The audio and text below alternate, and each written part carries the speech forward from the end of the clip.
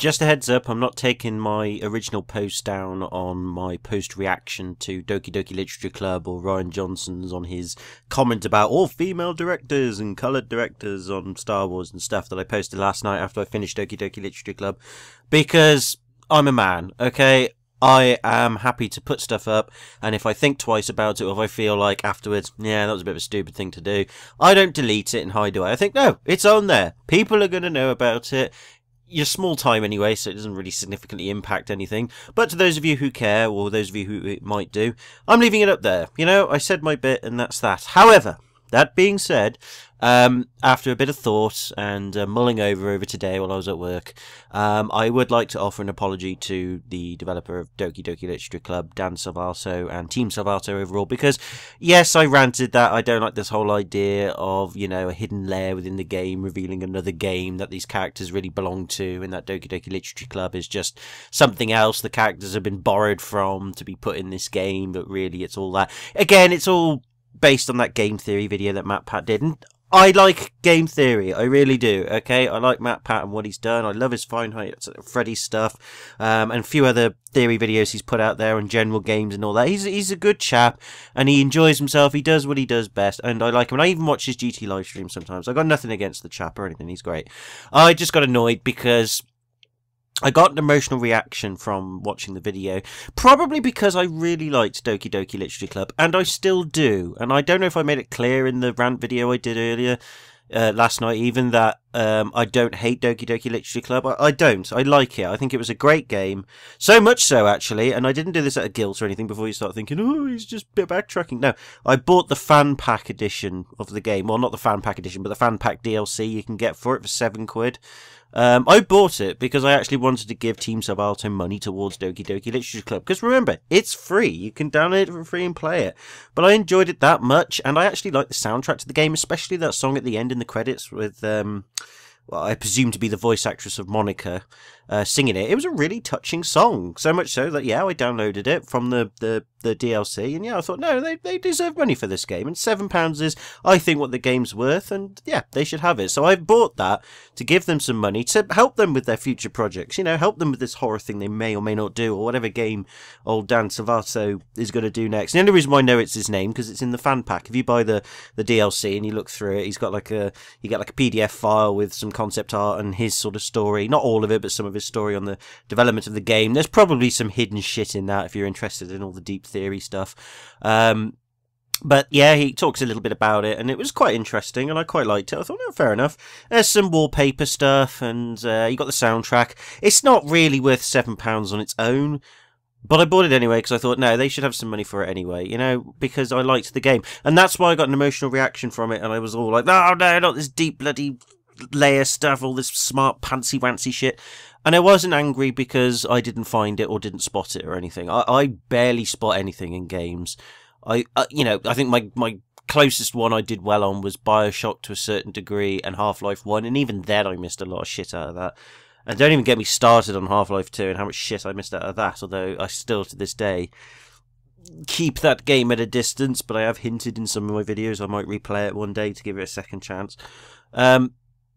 It's not that I didn't spot it and I thought, oh, fucking hell, I'm a dumbass and people are going to call me out on it. No, it's nothing to do with that. It's the fact that this game, Doki Doki Literature Club, actually really did pack an emotional punch for me. And it's supposed to. That's the idea behind it. But it packed a more personal emotional punch to me than I realised because of the subject matter involved and the whole concept behind it.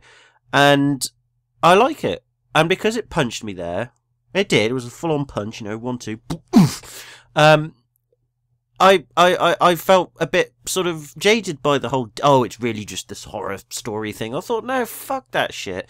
I don't care about this game within a game crap. I like Doki Doki Literature Club for what it is, just on the surface that we've got, you know, and there's some deep layers to it anyway, but I like it for what it is. It is a very interesting, twisted take on a sort of typical anime, manga, Japanesey, in a sort of cultural way, sort of dating sim in a way, but it was done really, really well, and the added element of Monica being supposedly self-aware and all that was really, really good. And I thought to myself, do you know what? That's good enough. That's good enough. And I liked how the poems, although they supposedly hint maybe at this other game, I thought the poems hinted enough at just what was happening within the game and what was going to happen and what could be happening in the background. You could clue it up for the game, you know, Doki Doki Literature Club in itself, not this deep layer shit. Yes, okay, you've got the stuff from Yuri about the book she's reading, and she mentions 2 different versions of the book. I can't remember, the first version's about, you know, oh, they were from a human experiment camp, and then the second version, when she's a bit more corrupted or a bit more on edge, she goes into a bit more detail about it. It's interesting, don't get me wrong, it's interesting, but I don't think it needs to go any further than within the context of Yuri herself and her fascination with that sort of thing. That's the level I thought it should go at. Not, oh, it's actually about this twisted psychological thing. And I know there was the blacked out redacted poem, you know, with the lines that are blacked out, but if you turn the brightness up, it's actually got something within it. If that's what Dan Servato and Team Servato were going for, fair enough. Okay, you know, it's up to them. They do what they want. I'm personally saying that I think Doki Doki Literature Club is a beautiful game, as in an experience of a game. It isn't obviously not a perfect gameplay, it's just a text adventure for Christ's sake, but it's a good one. And I liked it for what it was. I don't particularly want what I got out of it to be turned on its head again. And you don't have to. It's opinions at the end of the day, and I can take what I want from it. Anybody can take what they want from the game, or indeed any media, and interpret it as they will, and I'm fine with that, and I get that. I'm not unaware of that. But it packed a punch. That's why I reacted quite badly to the revelation of Game Theory's video last night. And also, I hate all this forced political correctness crap that's going on in the world as well. So both of those combined just didn't really gel with me. You know, like I said, I haven't really got a problem with people in general, colour, race, and all that. It's just whether you're a dickhead or not. That's all I care about. And I just like people doing what they do, and they just do it. You know, I don't mind, like, what Yuri's approach was in Doki Doki Literature Club, the whole deep layer thing. I like that within people. If people have got multiple layers to their personality, or multiple layers to their character, or just themselves, I like unraveling that. It's fun. It's intriguing. It's like a puzzle.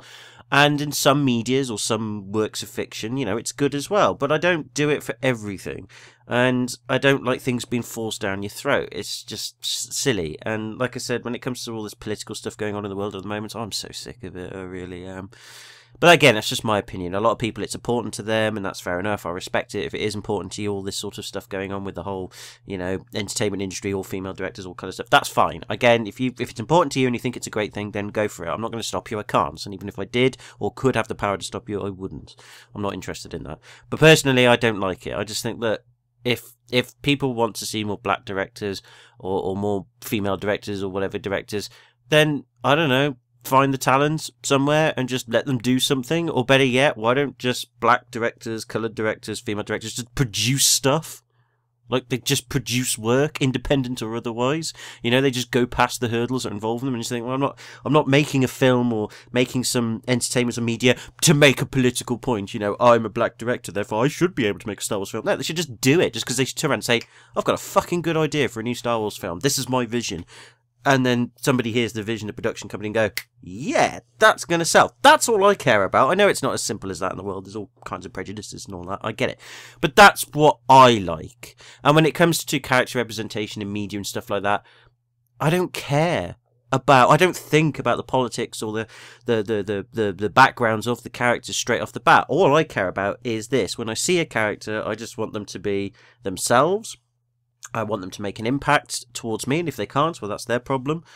And that's it. And it has nothing to do with politics. It's just them being them. They are what they are. Like I said, case in point, and I'll finish my rambling in a minute because I don't want to go on too long again. Case in point, my favourite piece of entertainment media at the moment that I think really does personify strong characters is Black Lagoon.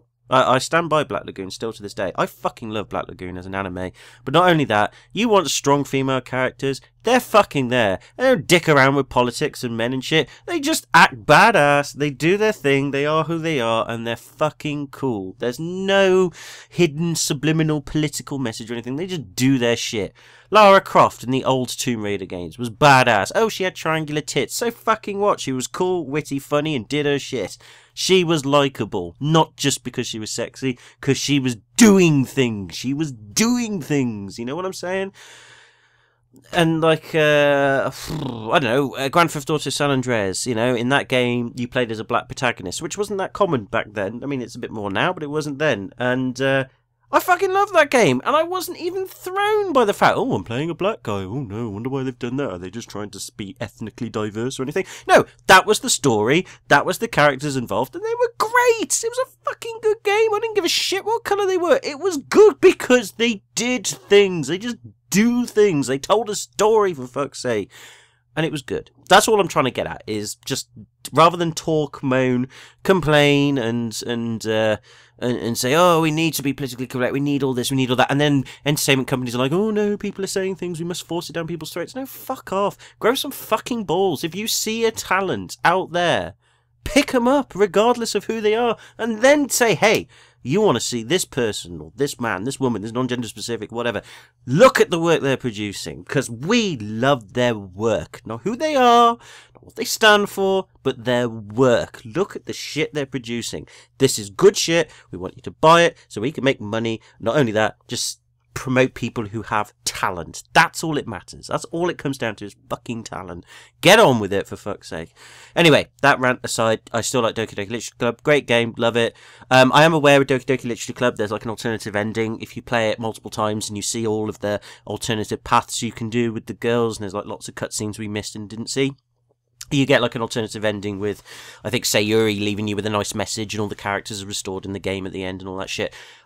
I don't care about that, to be honest with you, because I liked what was given to me in the first place. I liked what I achieved and what I earned. It's one of those games where I got the experience I got out of it, I liked it, and that's all there is to it. It's a one-time only game, and for me at least anyway, and it was good. And I will not forget it anytime soon. So, well done, Team Salvato, Dan Salvato, whoever, who made the game. Good for you. Good game, loved it.